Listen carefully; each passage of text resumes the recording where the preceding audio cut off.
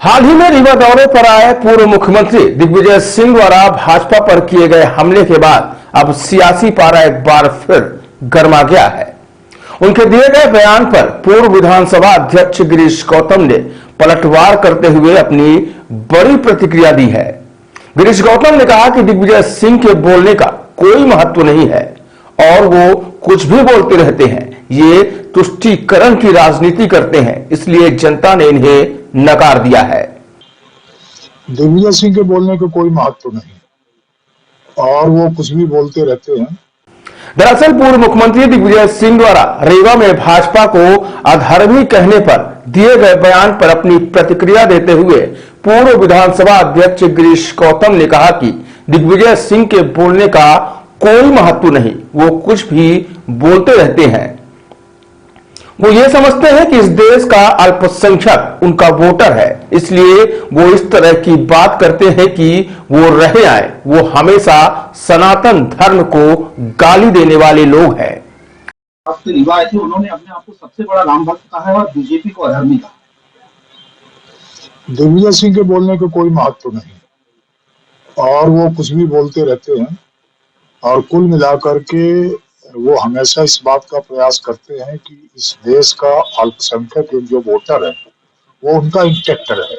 तो जो कुछ वो बात करते हैं वो इसलिए करते हैं कि वो रहे हमें, और वो हिंदू धर्म को ये समझते हैं कि हम लोग सनातनी हैं तो सही सुनो है तो कुछ इसका मिल जाएगा। उनका एक पूरी तरह से वो टोटल वोट के लिए इस तरह की बात करते हैं, हमेशा उनके पक्ष की बात करेंगे।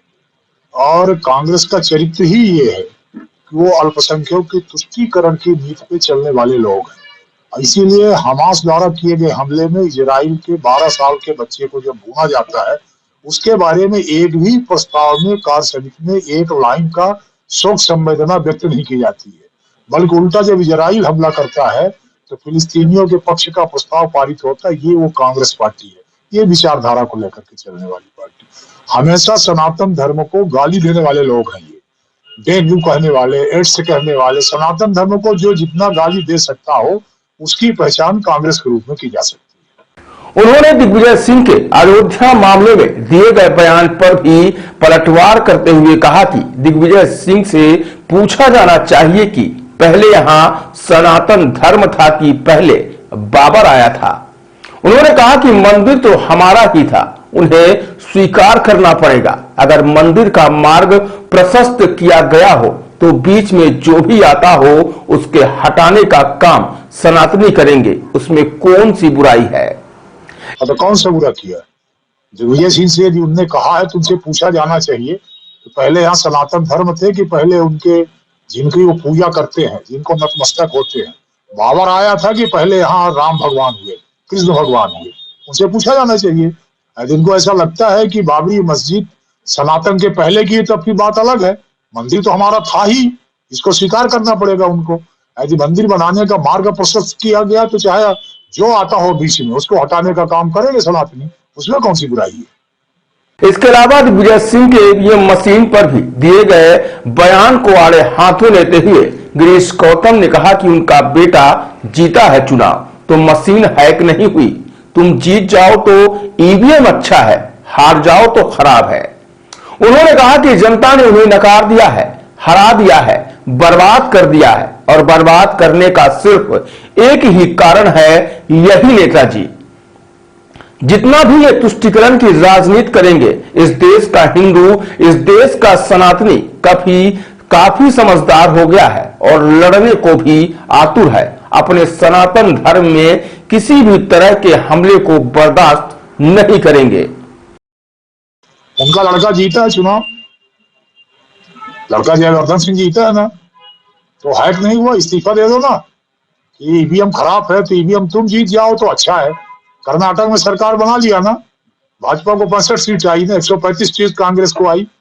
तो ईवीएम को चैलेंज करने वाले इस्तीफा दे दो, मत करो ना चुनाव, बताओ हम इससे चुनाव नहीं लड़ना चाहते। सीधे हम बैलेट पेपर, और बैलेट पेपर का हमने देखा है, मैं स्वयं भुक्तभोगी हूँ। दिग्विजय सिंह ही सरकार में थे 2003 में जब ईवीएम पहली बार जब ईवीएम आई तो सरकार तो दिग्विजय सिंह ही थी ना, तो क्यों नहीं गड़बड़ कर लिया उन्होंने। फिर 2008 में भी सरकार केंद्र में उनकी थी, 2013 में भी सरकार उनकी केंद्र में थी, तो केंद्र में सरकार थी तब भी ईवीएम हो रहा था, ईवीएम से ही हम लोग जीत रहे थे। 2018 में जब हम मध्य प्रदेश और छत्तीसगढ़ राजस्थान चुनाव हारे तब भी ईवीएम थी, कांग्रेस जीती थी। तो इसका मतलब ये हुआ कि तुम जीतो तो फिर ठीक, ईवीएम ठीक है, और कोई सामने वाला जीत जाए तो ईवीएम खराब हो जाती है। ईवीएम को इतना बड़ा गड़बड़ मानते हो तो कर्नाटक की सरकार को इस्तीफा दिलवा करके चलो उसमें बैलेट पेपर की तरफ, हिमाचल प्रसाद में बनी हुई सरकार को इस्तीफा दिलवा दो, या जितने तुम्हारे 66 विधायक जीते हैं मध्य प्रदेश के भीतर सबको इस्तीफा दिलवा दो, और ये कहो कि हम ईवीएम चुनाव नहीं लड़ेंगे, हम बैलेट पेपर से लड़ेंगे। करो ये, यदि हिम्मत हो तो। अब वो एक फेस सेविंग है, जनता ने नकार दिया, हटा दिया, हरा दिया, बर्बाद कर दिया, और बर्बाद होने का कारण सिर्फ यही नेताजी जिनका आप नाम ले रहे हैं।